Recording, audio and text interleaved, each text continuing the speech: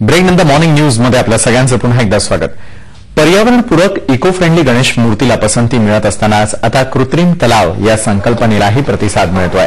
मुंबईत घाटकोपर पश्चिममध्ये पहिल्यांदाच कृत्रिम तलाव बांधला जातोय।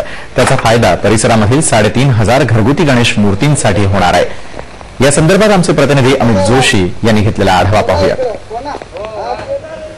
हल्ली गणेशोत्सव म्हटलं की इको फ्रेंडली गणपतीची चर्चा सुद्धा जोरात असते, मात्र त्या तुलनेत कृत्रिम तलाव बांधले जात नाहीत किंवा त्याची चर्चा होताना दिसत नाही। मी आता घाटकोपर पश्चिम इथल्या भटवाडी या ठिकाणी बर्वेनगर इथे उभा आहे आणि आपण या ठिकाणी बघू शकता की कृत्रिम तलाव या ठिकाणी बांधला जात आहे। स्थानिक नगरसेवक आपल्या बरोबर आहेत। नक्की हा कृत्रिम तलाव बांधण्याचं कारण काय, नक्की कुठला संदेश लोकांपर्यंत तुम्ही पोहोचवतात?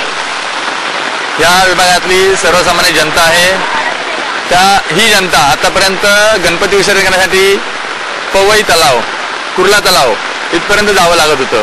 त्यामुळे त्यांच्यावरती होणारा आर्थिक भार हा कमी होण्याचा एक हेतू आहे। वाहतुकीची कोंडी कमी होईल व प्रदूषण टाळण्यासाठी हा उपक्रम आपण हाती घेतलेला आहे व या ठिकाणी त्या विभागातील कमीत कमी 3 ते 3,500 गणपतीचं विसर्जन केलं जाईल। या ठिकाणी कमीत कमी 4 फुटापर्यंत तरी गणपतीचं विसर्जन होईल। घरगुती गणपती पण होतील आणि काही मंडळांचे जरी गणपती असतील तर त्यांचंही इथं विसर्जन केलं जाईल।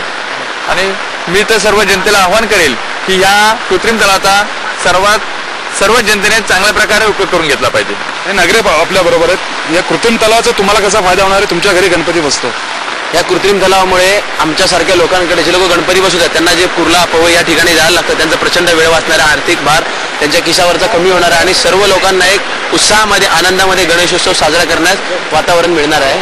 पण बघितलं की या ठिकाणी कृत्रिम तलाव बांधला जात आहे। इको फ्रेंडली गणपतीला ज्या प्रकारे प्रोत्साहन मिळत राहतं, हा कृत्रिम तलाव बांधल्यामुळे सुद्धा एक प्रकारे इको फ्रेंडली गणपतीला सुद्धा एक प्रकारे प्रोत्साहन मिळेल आणि हा संदेश जास्तीत जास्त लोकांपर्यंत पोहोचण्यास मदत होईल।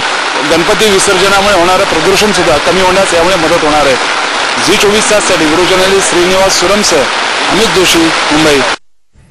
मॉर्निंग न्यूज मध्ये आपण इथेच थांबतोय, मात्र तुम्ही पाहत राहा Zee24 तास, एक पाऊल पुढे।